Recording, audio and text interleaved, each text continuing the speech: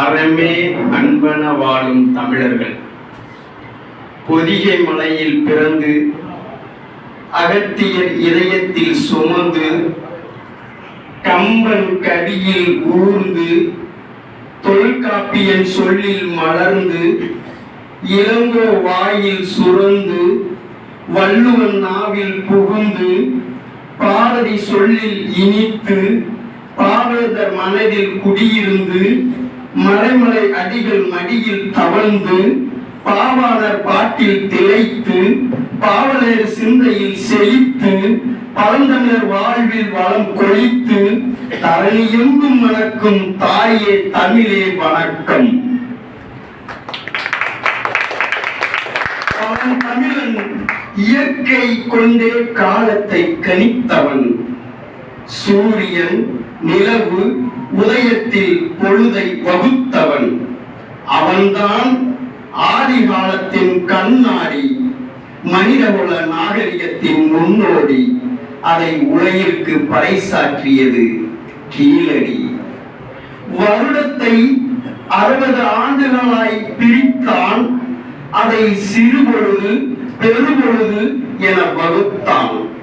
ஆம், கார்காலம், குதிர்காலம், முன்பனிகாலம், பின்பனிகாலம், இளவேணி காலம், முதுவேணி காலம் என காலங்களை காவியமாக படைத்தவன்.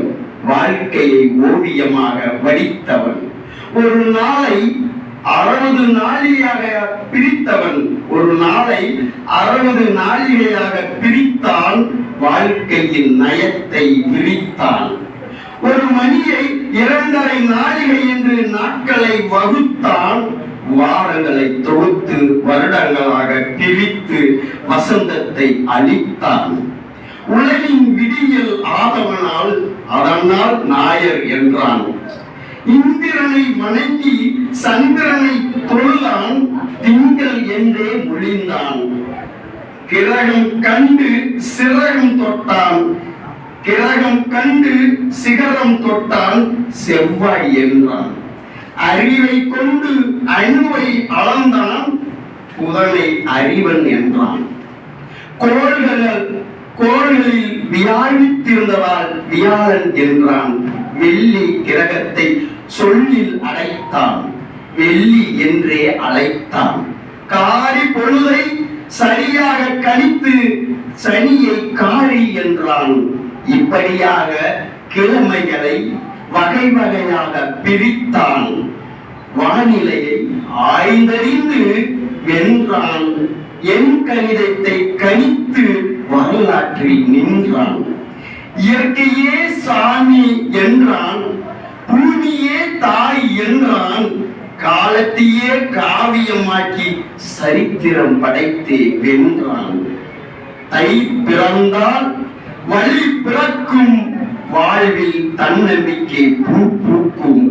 காடுகளை திருத்தி கலையாக்கி நஞ்சைக்கும் புஞ்சைக்கும் பூ சூட்டி அழகு பார்த்தான். நஞ்சைக்கும் புஞ்சைக்கும் பூ சூட்டி அழகு பார்த்தான். அது காப்பு கட்டுதல் என்று களிப்பூட்டினான். அது காப்பு கட்டுதல் என களிப்பூட்டினான். பழையன கலிதலும் புகுதன புகுதலும் நன்றே என உழைப்பான். உள்ளமும் இல்லமும் சுத்தம், அது போகியின் வசந்தம்.